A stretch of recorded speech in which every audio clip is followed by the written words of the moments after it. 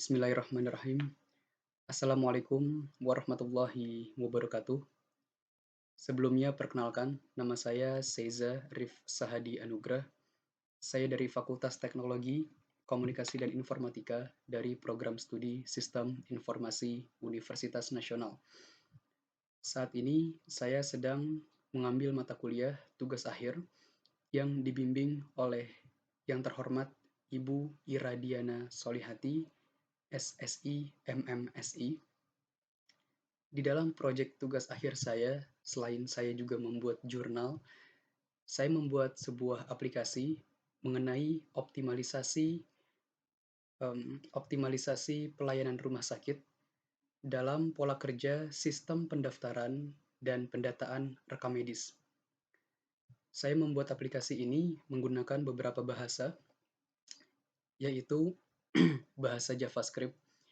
Bahasa JavaScript saya gunakan untuk memperbagus tampilan, untuk mempercantik tampilan, untuk membuat lebih user friendly ketika digunakan untuk front end-nya atau user interface-nya. Lalu berikutnya, saya juga menggunakan bahasa SQL dan bahasa PHP untuk mengatur bagaimana nanti sistemnya berjalan, atau back-end-nya atau sistemnya itu diatur menggunakan bahasa SQL dan PHP. Baik, saya di sini sudah sampai di landing page-nya, halaman landing page-nya dari aplikasi saya. Jadi semua user atau semua pasien yang ingin datang ke aplikasi atau ingin menggunakan aplikasi saya, mereka pertama kali akan diantarkan di sini. Saya juga sudah menyiapkan di sini ada halaman admin, halaman dokter, dan halaman dokter klinik. Nanti semua ini akan saya jelaskan ya satu persatu sesuai dengan alur yang terdapat pada aplikasi yang saya rancang. Baik, kita buat saja. Di sini, apabila tidak mempunyai email dan password atau kata lainnya tidak mempunyai akun, maka dapat mendaftar di sini. Ya, kita akan mencoba misalkan nama dummy saja, yaitu misalkan Safa. Ya, emailnya safa@gmail.com dengan passwordnya. Ya, di sini ada konfirmasi password. Jadi kalau misalkan mengisikannya itu tidak sama seperti ini, maka passwordnya tidak akan akunnya tidak akan dibuatkan karena passwordnya tidak sama. Maka harus disamakan untuk sebagai konfirmasi di dalam database-nya. Kita lihat email safa@gmail.com berhasil terdaftar, artinya sudah tercatat di dalam database. Lalu masuk di sini. Ya, di sini ada email, isikan emailnya dan passwordnya. Di sini kita isi safa@gmail.com dengan passwordnya. Lalu apabila sudah, kita memencet login di sini, klik aja login. Baik, untuk user yang baru pertama kali buat akun, ya, maka dia akan diantarkan ke sini, ke halaman ini. Halaman ini adalah kalau saya sebutnya itu halaman big form atau formulir besar ya, yang mana di sini kalau dijelaskan pengisian big form hanya dilakukan sebanyak satu kali. Ya, benar, satu kali. Semua data yang dimasukkan ke dalam big form akan digunakan untuk melakukan pendaftaran di seluruh poli di SR Hospital. Jadi ketika pasien ingin melakukan pendaftaran di berbagai poli, misalkan poli jiwa, poli anak, poli kehamilan, atau mungkin nanti daftar vaksin, daftar antigen, dan sebagainya, mereka tidak perlu lagi mengisikan namanya. Mereka tidak perlu lagi mengisikan yang namanya NIK, jenis kelamin, dan sebagainya. Jadi, mereka hanya perlu mengisikan sekali ini saja, ya satu kali ini, namanya, NIK-nya. Nanti ketika mereka ingin mendaftarkan diri ke dalam poli, data ini semua yang akan dipanggil sesuai dengan user yang sedang login. Baik, kita akan coba saja. Di sini saya akan coba berikan nama, misalkan Safa Mawar, ya dengan nama panjangnya. NIK-nya kita dummy saja. Jenis kelaminnya perempuan. Alamatnya misalkan kita ambil Jalan Condet Raya, Misalkan kita Jakarta Timur. Seperti ini, usianya kita ambil contoh 24 tahun dengan email email di sini itu berbeda dengan email yang pertama. Kalau email pertama itu digunakan untuk login. Untuk login, kalau email di sini ini akan digunakan untuk diisi di form pendaftarannya. Ya, di setiap polinya nanti. Kita akan coba samakan saja safa@gmail.com dengan nomor telepon dummy. Baik. Ketika sudah, maka dapat melanjutkan yang namanya diklik di sini continue. Maka akun berhasil dibuat. Ini halaman utamanya. Ya, ini halaman utamanya. Di sini dapat dilihat bahwasannya yang sedang login adalah Safa Mawar ya dengan NIK sekian dan dapat melihat detailnya di sini. Ya. Data-data ini yang diisikan tadi di dalam big formulir tadi ya. Ada namanya, ada NIK-nya, ada usianya dan sebagainya. Lalu yang paling penting ya, yang menjadi inti dari setiap yang menjadi pembeda antara setiap user ataupun pasien nanti itu adalah di kode pasien ini. Ya. Kebetulan Safa Mawar ini mendapatkan kode pasien yaitu 84, di mana 84 ini juga atau si Safa Mawar ini dia terbaca di admin ya, di daftar pasien di dashboard adminnya dia terbaca di sini bahwasanya ada orang baru namanya Safa Mawar ya dengan NIK sekian dia mendapatkan kode pasien sekian dengan detailnya seperti ini ya, sama aja kayak tadi, hanya saja berbeda di penampilan pop-up-nya. Kalau di sini dia akan ditampilkan berbarengan dengan akun-akun yang lain. Misalnya akun Muhammad Jafar atau mungkin akun saya yang paling bawah di sini sebagai percobaan juga. Namun kalau untuk di usernya dia akan ditampilkan per user ya. Siapapun yang sedang login maka tampilkan, dipanggil per ID-nya, per kode pasiennya.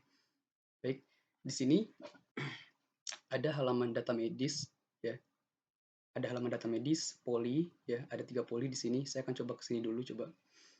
Baik, di sini ada halaman data medis. Jadi data medis itu kalau kita coba lanjut ya di sini ya, atau kita baca di sini, data medis itu merupakan tempat untuk menaruh seluruh surat pendaftaran yang dilakukan oleh pasien. Jadi nanti kalau misalkan pasien mendaftarkan dirinya ke poli tertentu, misalkan poli jiwa, poli anak, atau mungkin daftar vaksin, nanti suratnya akan tersedia atau tersimpan di sini.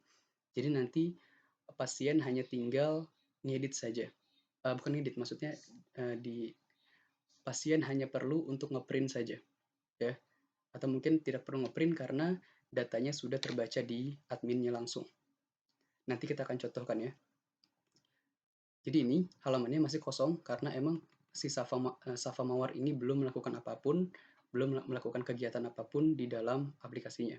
Baik, kita akan coba balik ke halaman utamanya.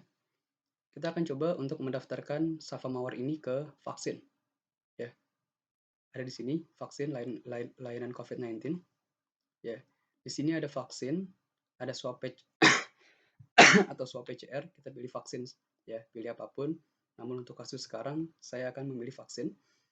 Ya, bahwasannya kita sekarang sudah masuk ke dalam menu vaksin, ya, kemana nanti pasien akan melakukan pendaftarannya di halaman ini. Ya, kita next saja. Di sini ada beberapa berita sederhana yang disediakan dari rumah sakit. Bahwasannya apa itu vaksin, apa itu vaksinasi, vaksin di SR Hospital, dan bagaimana cara mendaftar vaksin di SR Hospital. Ya, aplikasi informasi sederhana saja yang dapat berguna untuk pasien yang akan mendaftar. Baik, apabila emang yakin untuk mendaftar, maka isi datanya. Nah, isi data di sini, ya, ini yang saya bilang tadi, bahwasannya data di big formulir yang di awal tadi, datanya yang di-input itu akan dimasukkan di sini. Jadi pasien yang akan daftar itu tidak perlu lagi mengisikan nama lengkapnya, tidak perlu lagi mengisikan NIK-nya, tidak perlu lagi untuk mengisikan alamatnya, karena semua datanya itu langsung diambil dari database berdasarkan dari ID kode pasiennya. Ya, dapat dilihat di sini bahwasannya data yang sedang diambil atau session yang sedang login, yang sedang aktif itu adalah sessionnya 84, yang mana 84 itu adalah kepunyaan si Safa Mawar ini 84 ya. Jadi sistemnya itu, sistem aplikasi saya itu dia akan melakukan yang namanya session, akan melakukan session aktif dan tidak aktif. Jadi ketika link ini saya copy, contoh saja ya, saya copy, lalu untuk pendaftaran vaksin kita nantikan dulu sebentar. Ya, kita balik dulu. Ya, lalu saya log out. Maka ketika nanti ada orang misalkan iseng, ya, ketika nanti ada orang iseng yang ingin melakukan pendaftaran menggunakan data saya, ya, menggunakan data siapapun di sini ya. Misalkan nanti mungkin ada orang yang ingin melakukan kecurangan di sini, ingin melakukan pendaftaran secara bisa dibilang secara kasar, yang mana sebenarnya tidak melakukan pendaftaran, namun menggunakan data orang lain yang digunakan untuk melakukan pendaftaran. Maka ketika dibuka, ketika diklik, maka tidak bisa. Karena saya di sini menggunakan, ya seperti yang saya bilang tadi, saya di sini menggunakan permission session, yang mana session itu dapat aktif dan tidak aktif. Dan cara mengaktifkan atau gimana caranya untuk men-trigger session itu agar aktif, satu-satunya cara hanya dengan login. Jadi dengan login itu sebenarnya yang dimasukkan ke dalam data ini itu bukan hanya email dan password saja, namun semua datanya itu ikut terbawa, termasuk kode pasiennya.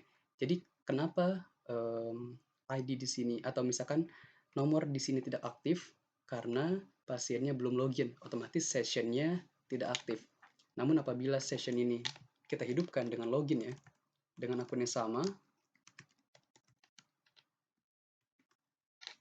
kita login, maka sessionnya aktif, dapat permission, maka link di sini dia bisa aktif karena dia dapat ID-nya, key-nya dari session tadi.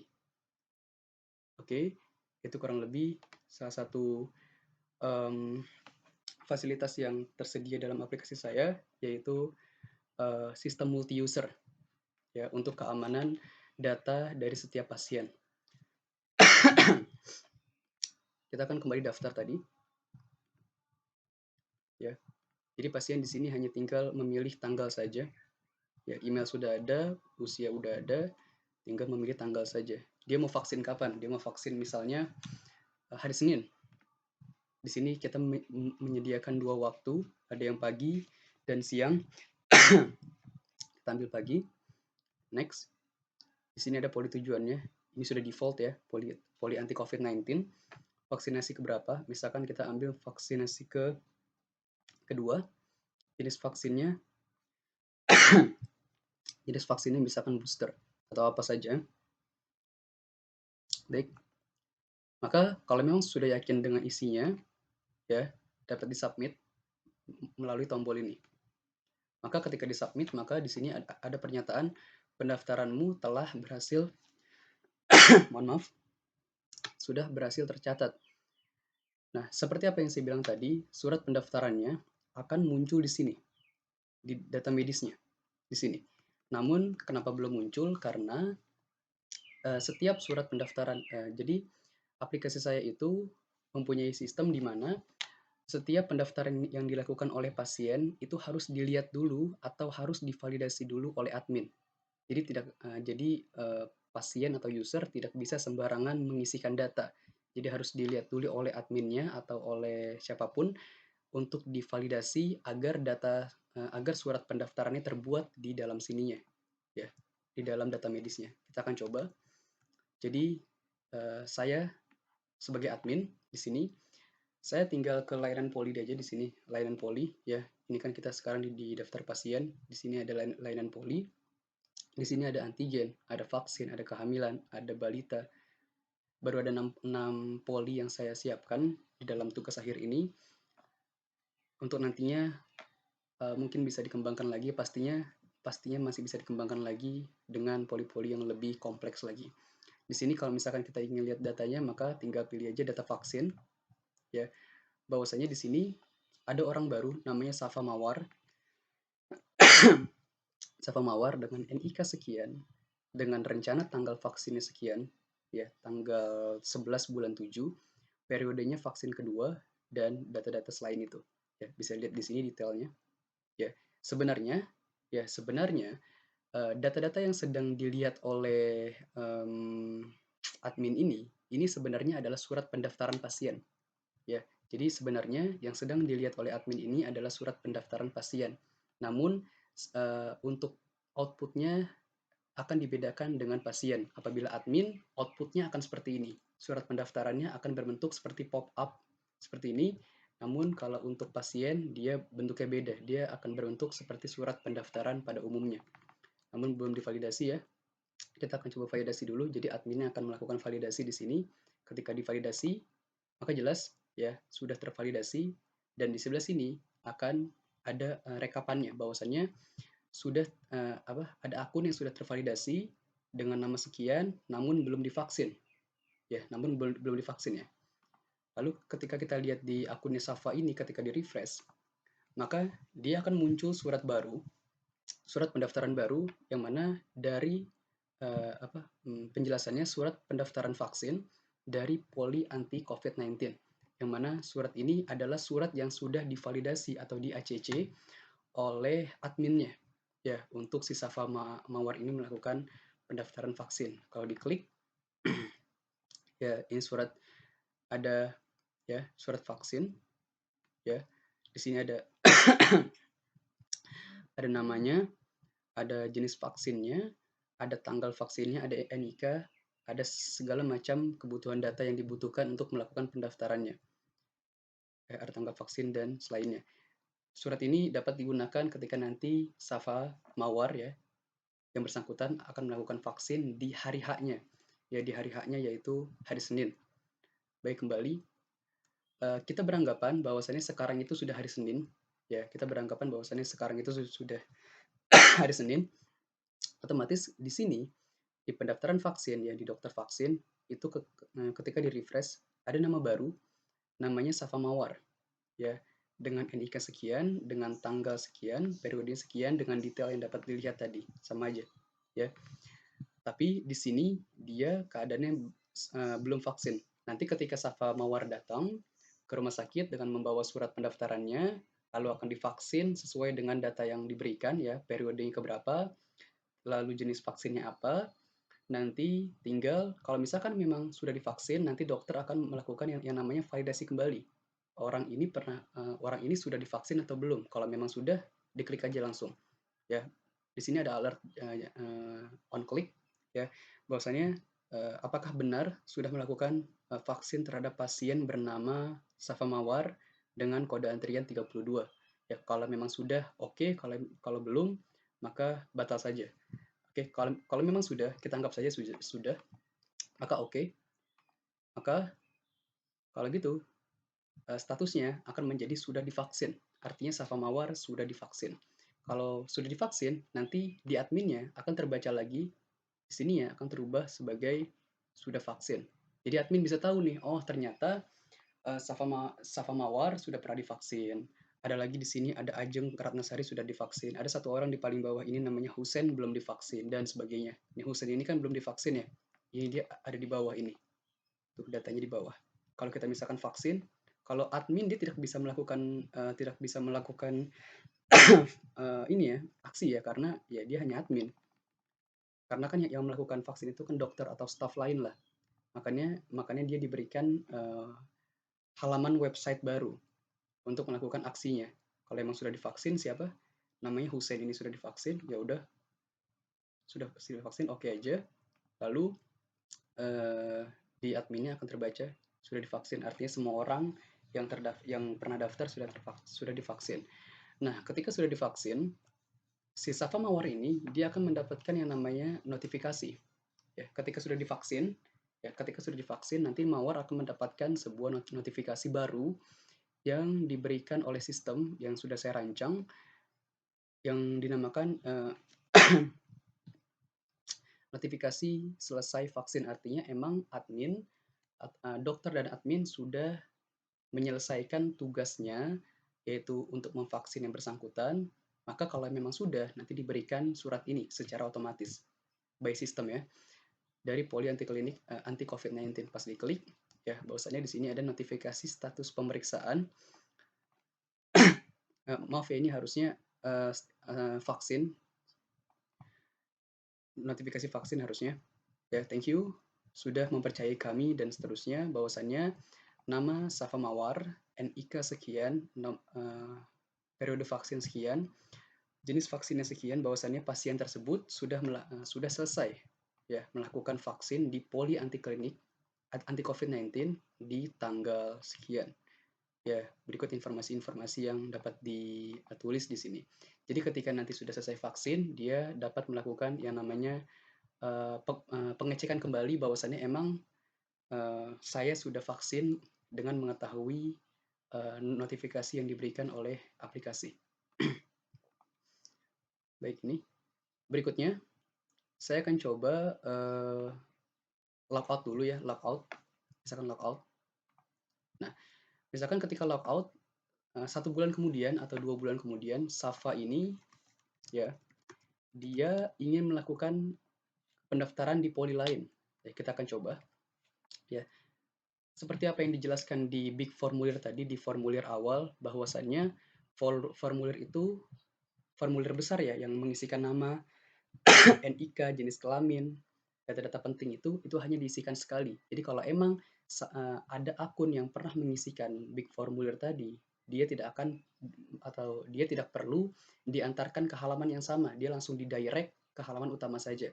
Jadi saya bikin if else di situ. Jadi kalau emang belum ada datanya, atau mungkin kalau misalkan datanya lebih dari 0, artinya ada datanya, maka langsung direct dia ke halaman menu utama. Kalau else-nya, kalau emang belum ada angkanya, belum ada datanya, maka isikan datanya dulu di big formulirnya.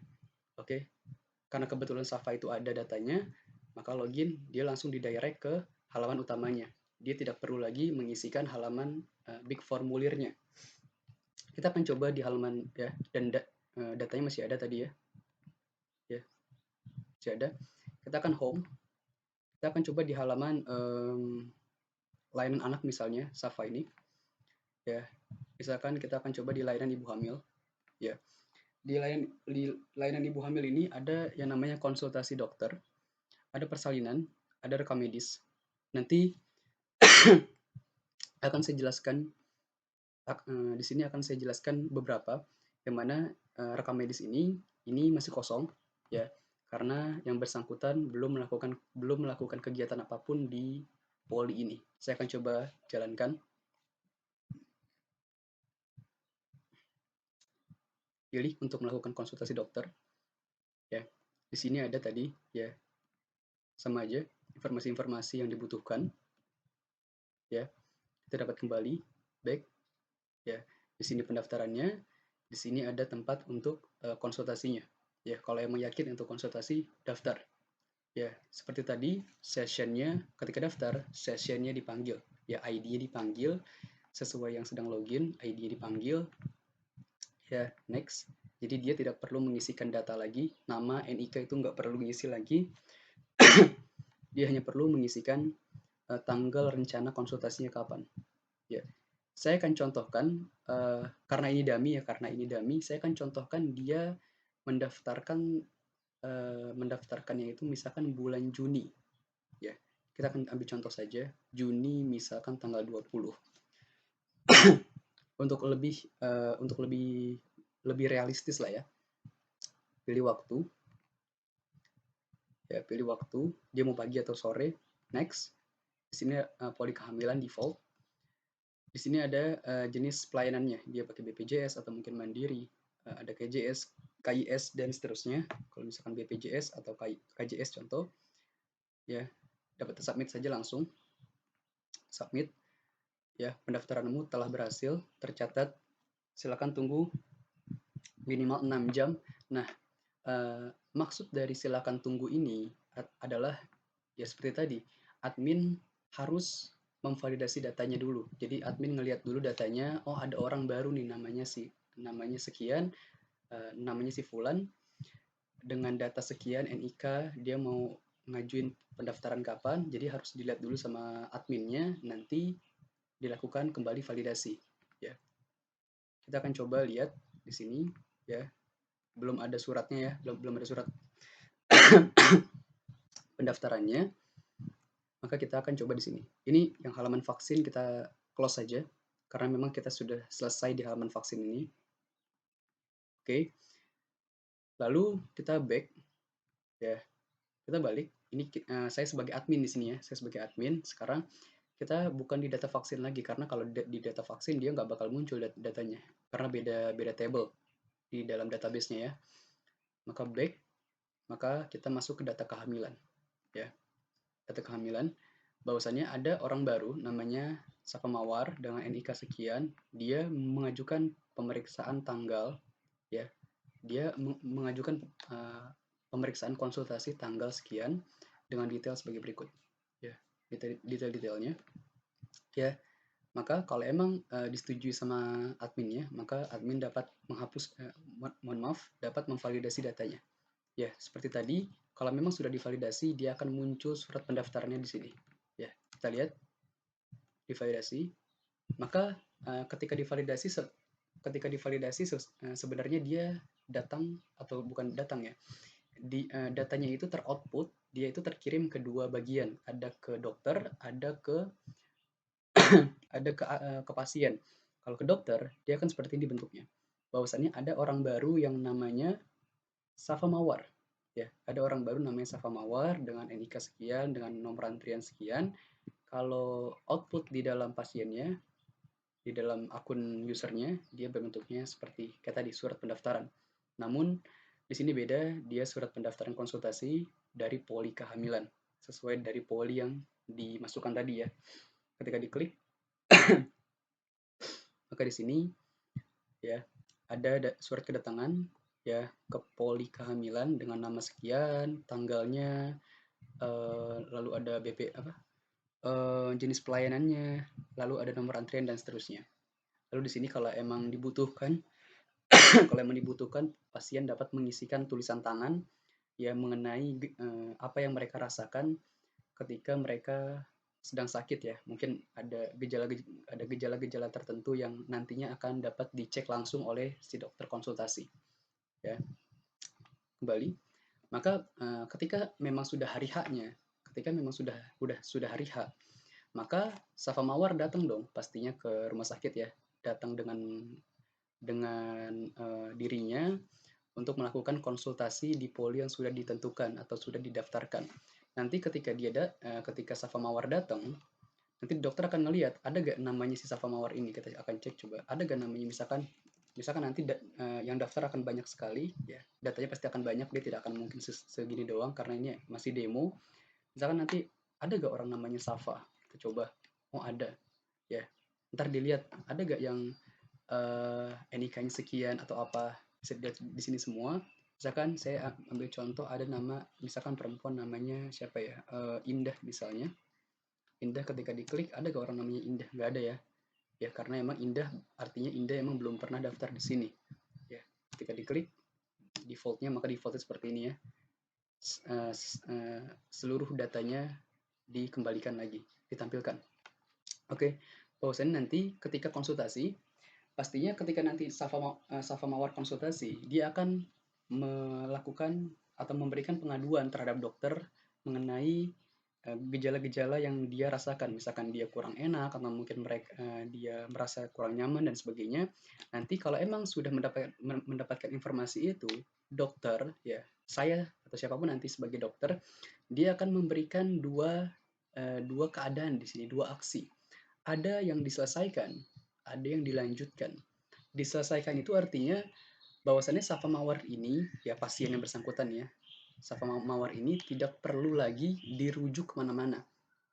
Jadi hanya konsultasi saja dengan, ya saya ambil contoh saja, misalkan diselesaikan, maka datanya dipanggil, NIK-nya dipanggil, usianya dipanggil 24 tahun, maka nanti dokter hanya mengisikan misalkan catatan saja.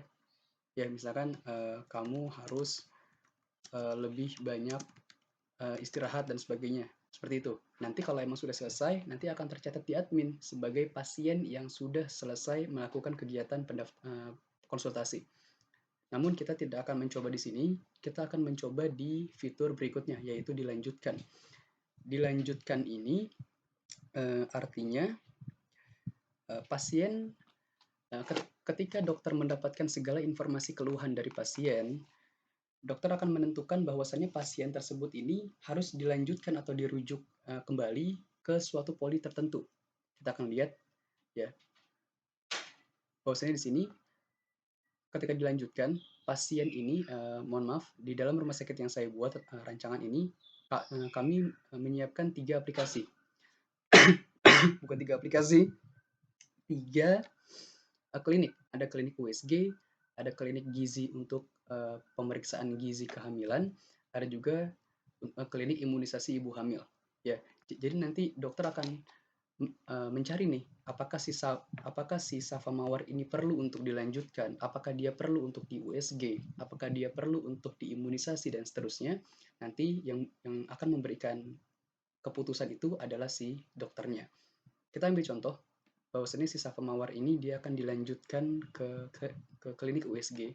Ya artinya selain dikonsultasi, nanti datanya semua data dari si Safa Mawar ini akan dikirimkan ke dokter USG. Artinya dokter ini sedang mendaftarkan kembali, ya sedang merujuk kembali si Safa Mawarnya agar agar diperiksa di klinik USG. Kurang lebih seperti itu. Statusnya misalkan tidak berbahaya atau berbahaya. Ya, di sini diagnosanya misalkan pemeriksaan USG tahap 1. Tahap 1 misalkan itu. Atau mungkin pemeriksaan USG saja deh. Ya. Komentar dokternya nanti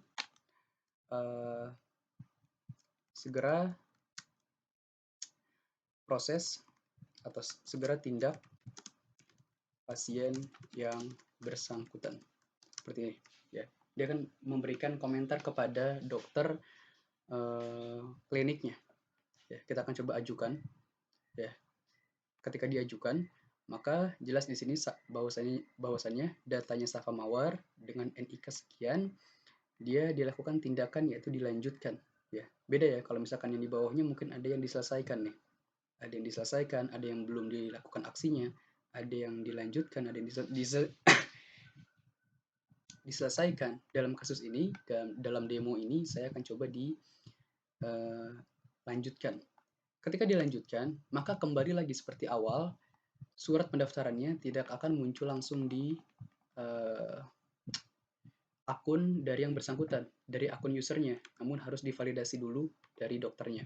Jadi dokternya itu dia akan ngecek di sini ketika di refresh ada orang-orang yang emang sudah tervalidasi, ada daftar teman-teman kita yang sudah diselesaikan namanya. Ini kalau misalkan ada nama laki-laki, ini hanya contoh saja sebagai dummy. Bahwasannya orang-orang yang sudah diselesaikan di sini ya ada data diselesaikan, ada Farhan Rizky, lalu ada Clara dan seterusnya, dia akan masuk ke sini. Ya, tuh Farhan, Clara dan seterusnya. Namun untuk yang dilanjutkan atau dirujuk kembali ke suatu klinik itu ada di sini datanya. Ya. Nah, ini langsung di USG bahwasanya ada orang baru namanya Safa Mawar dengan NIK sekian, tanggal pengajuan sekian, kelasnya tidak berbahaya. Ya, atau statusnya lah ya. Di sini bisa dilihat detailnya. Bahwasannya ada orang baru namanya Mawar dengan klinik tujuannya klinik USG dengan status tidak berbahaya dengan catatan dari dokter segera tindak pasien yang bersangkutan. Ya, maka kalau memang di ACC sama adminnya, ya, maka adminnya akan membuatkan jadwal. Ya, adminnya akan membuatkan jadwal untuk si Safa Mawarnya. Karena gini, karena kan pastinya ketika seseorang melakukan konsultasi di rumah sakit, dia bebas untuk datang kapanpun ya. Dia mau datang besok, dia mau datang hari Senin, dia mau datang lusa dan seterusnya itu bebas. Nah, tapi ketika mendapatkan rujukan tertentu, pasien tidak bisa melakukan sefleksibel itu.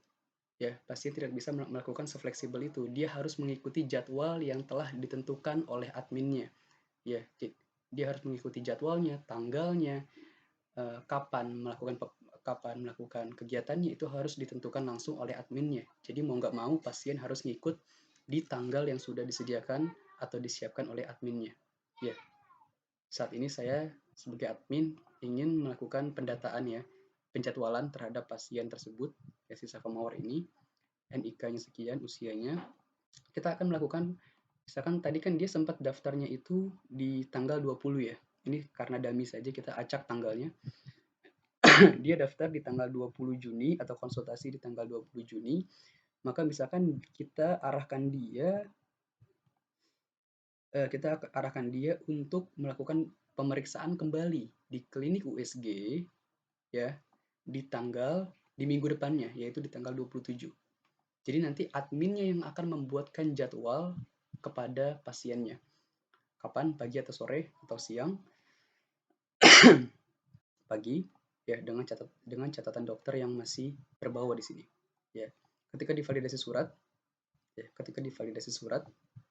ya sudah terjadwal, ya bahwasannya Safa Mawar sudah terjadwal, dan kalau memang sudah terjadwal, nanti di sini akan ada lagi surat baru dari dari klinik USG yang bentuknya surat pendaftaran lanjutan. Jadi sebenarnya antara klinik USG, dokter, konsultasi, dan admin itu mereka saling berintegrasi untuk membuatkan surat pendaftaran atau untuk melakukan pendaftaran terhadap pasien yang bersangkutan dalam kasus ini yaitu Safa Mawar. Baik, kita lihat suratnya. Ya, di sini ada surat baru bahwasanya ada surat keterangan surat lanjutan ya ke USG, ada namanya, ada NIK-nya. Di sini ada tanggalnya kapan ya, ada masa berlakunya, lalu ada waktunya dengan segala macam data-datanya ya. Ya, di sini ya. Baik. Anggapan lagi sekarang sudah hari H. Ya, hari H dari tanggal 27 Juni, yang mana itu adalah tanggal dari pemeriksaan USG-nya. Ya, pemeriksaan USG-nya. Nanti selaku dokter klinik, ya, ini adalah dokter klinik USG. Nanti ketika di refresh dia akan muncul baru namanya Safa Mawar. Ya, bahwasannya dokter klinik ini tahu bahwasannya ada pasien yang sudah dirujuk oleh dokter konsultasi, lalu datanya dilihat oleh admin, lalu divalidasi, dicarikan jadwal, lalu dimunculkan di sini. Ya, ada tanggal sekian dan nomor antrian sekian. Jadi ini dokter klinik, ini itu hanya dokter konsultasinya. Baik, di sini dokter kliniknya. Jadi nanti ketika diperiksa di USG-nya, itu kan nanti ada pemeriksaan femur length, ada juga pemeriksaan umur bayinya, atau mungkin ada perkiraan persalinan, masa persalinannya dan sebagainya, itu nanti bisa dilihat di sini. Ya. Jadi ketika anggapan sudah diperiksa dan sudah mendapatkan hasil dari USG-nya, ya. Ketika sudah mendapatkan hasil dari USG-nya, maka dokter klinik ini dapat melakukan inputan data. Ya, inputan data yang mana data-data ini akan terkirim ke pasien yang bersangkutan. saya coba ya. Jadi ketika nanti sudah diperiksa, kan misalkan diperiksanya itu tanggal 27 Juni. Ketika diperiksa itu kan nanti akan diproses dulu tuh datanya. Ya, bukan datanya, hasil pemeriksaannya akan diproses dulu. Nanti kalau memang sudah final, sudah pas hasilnya, nanti akan diinputkan di sini. Ya, berapa FHR-nya, berapa FTA-nya, berapa GA-nya, apa EDD-nya. EDD itu setahu saya, seingat saya EDD itu perkiraan masa persalinan. Ya, perkiraan masa umur persalinan. Misalkan persalinannya itu 4 bulan lagi atau mungkin 7 bulan lagi, ntar bisa dilihat dari EDD-nya. Di sini ada komentar dokter lagi. Cuma beda ya, kalau ini kan komentar dokter klinik ya. Nah, kita akan demokan saja ya. FAR ini dalam bentuk inci ya. FAR itu tekanan jantung dari bayinya ya. Eh, Tekanan jantung normal dari bayi itu kalau tidak salah 100 sampai 100 berapa, 190 mungkin per menit. Maka saya akan coba datakan 120 BPM ya. Artinya detak jantungnya berdetak sebanyak 120 kali per menit. Ya, di sini ada FTA. FTA ini ukuran yang berhubungan dengan ukuran bayinya. Kita akan coba misalkan 4,2 inci ya. G-nya ada lagi. Di sini itu GA ini harusnya bulan ya. Ini harusnya bulan. Jadi GA itu setahu saya ini karena emang terlalu medis ya, dan saya bukan anak medis. Jadi sebenarnya kita bisa melakukan pengisian dummy saja. Namun setidaknya saya harus mengisikan sesuai dengan standarnya mungkin ya. Jadi GA itu mungkin sama ya, perkiraan umur atau gimana saya juga lupa, mohon maaf. Jadi mungkin kita bisa isi di sini perkiraan masa persalinannya itu setelah 9 bulan atau mungkin 9 bulan atau 9,2.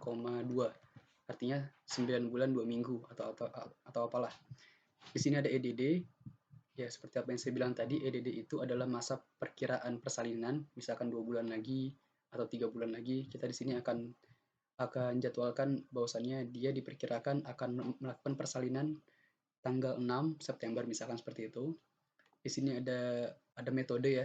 Ada metode handsman dan headlock. Kita akan coba handsman.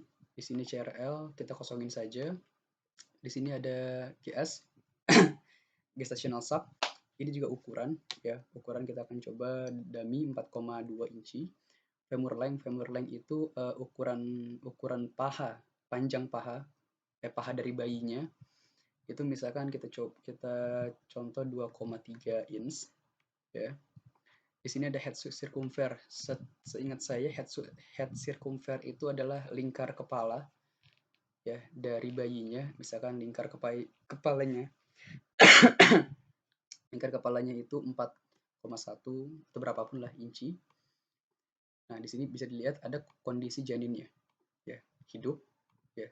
Jadi nanti semua data di sini akan diisikan sesuai dengan pasien yang bersangkutan.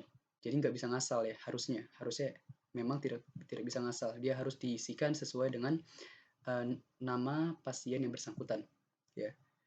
Kode janinnya ini seperti ini ya, mohon maaf, kondisi janinnya hidup. Ada usia kehamilannya, misalkan usia kehamilannya baru 12 minggu ya, usia kehamilannya. Di sini ada placenta corpus.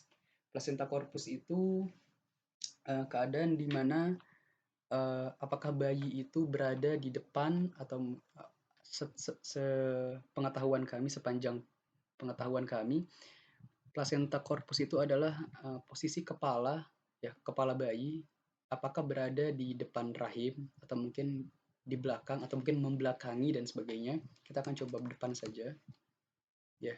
Kondisi ketubannya misalkan kita ambil contoh tidak normal ya. Kita ambil contoh tidak normal. Lalu jenis kelaminnya misalkan laki-laki. Di sini dokter klinik akan dapat memberikan komentar misalkan seperti ini. Kondisi ketuban Anda kurang baik atau tidak normal untuk usia normal dari keadaan bayi Anda, misalnya seperti itu. Lebih banyak istirahat dan jangan terlalu letih ya. Oke. Jadi ketika ini dikirim, maka dia akan terkirim kedua lagi. Dia akan terkirim ke admin dalam bentuk outputnya seperti apa, ya seperti pop up lagi. Nanti kalau misalkan yang kedua yaitu akan terkirim ke pasien, dia akan berbentuknya seperti data data digital. Kita akan lihat ketika dikirim, ya maka di admin dia akan terlihat di sini. Dia akan terlihat bahwasannya hasilnya sudah ada di dalam database-nya. Nanti di halaman user yang bersangkutan dia akan muncul notif seperti ini, ya bahwasannya ada hal baru, bukan hal baru ya, maksudnya ada notifikasi baru, yaitu hasil pemeriksaan lanjutan dari klinik USG. Ya, jadi kalau misalkan kita urutkan, pertama itu dia konsultasi dulu, dia ngobrol, ada keluhan apa, dia butuh ini, itu, dan sebagainya.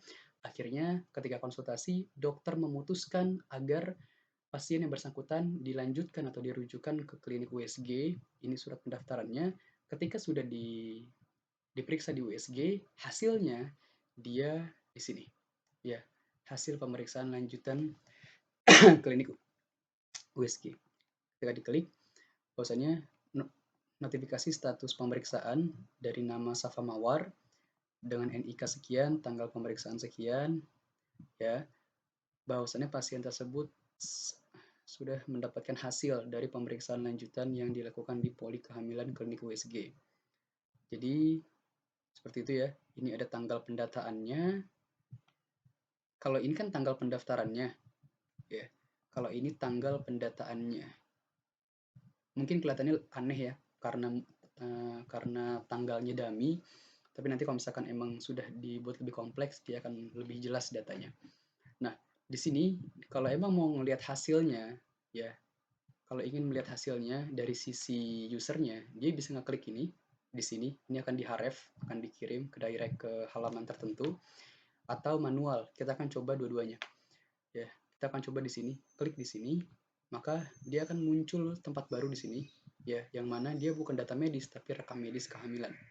Ya, ini kalau mau cepat. Tapi kalau mau manual, dia bisa kembali home, ya, datangi poli yang sudah pernah dia pernah melakukan kegiatan di dalamnya, ya, dalam kasus ini yaitu poli anak, ya, kehamilan.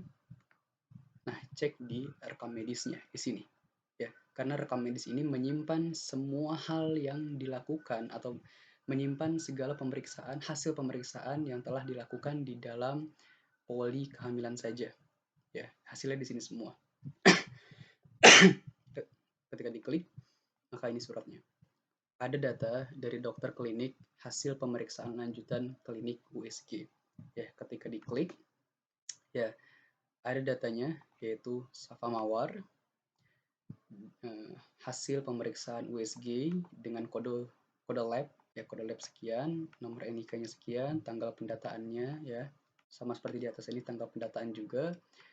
Lalu ada hasil USG-nya. Ini ada FHR-nya, ya, bahwasannya bayi yang bersangkutan itu berdetak kurang lebih 120 per menit, ya, jantungnya berdetak sebanyak 120 kali per menit, kurang lebih seperti itu. Ada FTA-nya itu 4,2 inci, ada ukuran GA-nya, ada perkiraan persalinannya, ada lagi Huntsman headlock, tadi kita kosongkan dan sebagainya.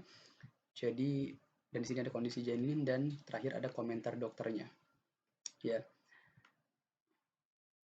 Jadi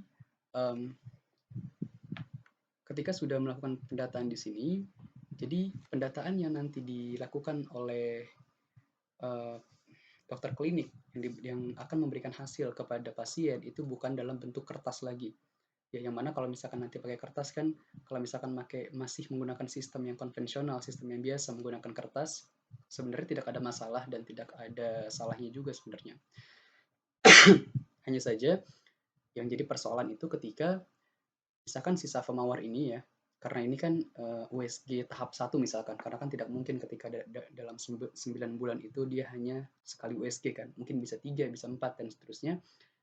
Yang jadi persoalan itu ketika Safa Mawar ini ingin, ketika sistemnya masih konvensional, ya, masih paper, Ketika pasien yang bersangkutan ingin mengecek mengecek hasil pemeriksaan dari yang sudah dilakukan bulan lalu, ya dia masih harus mencari mana kertasnya, di mana tempat menyimpan papernya, perinannya itu. Kalau memang sudah hilang, ya udah, dia tidak dapat melihat kembali data-data yang sudah diberikan dari hasil pemeriksaan USG pertamanya. Jadi mau nggak mau, Safa Marwa itu bisa datang ke rumah sakit, terus ke polinya langsung, terus datang ke tempat USG-nya, lalu bilang bahwasannya saya itu pernah daftar loh, tanggal sekian, jam sekian, saya pernah daftar, saya mau minta Anda untuk mencetakkan kembali hasil saya dong dengan perinan itu. Nah, itu bisa saja sebenarnya, namun terlalu terlalu rumit ya. Dengan sistem ini, nanti segala pendataan atau hasilnya itu dapat tersimpan di sistem. Jadi apabila nanti yang bersangkutan ketika logout, ya, ketika ke home, back, home, dan dia logout, oke, anggapannya sekarang itu sudah bulan depan atau sudah bulan misalkan Agustus atau September, nanti pasien sisa pemawar ini dia mungkin akan kepikiran, waktu itu saya bulan Juni melakukan USG, hasilnya kayak gimana ya? Saya mau tahu deh hasilnya kayak gimana. Kan dia nggak perlu lagi tuh harus kayak ngecek-ngecek kertas atau mungkin cari-cari kertasnya. Dia hanya tinggal login saja, login dengan akunnya safa@gmail.com, passwordnya Safa, ya, login, masuk.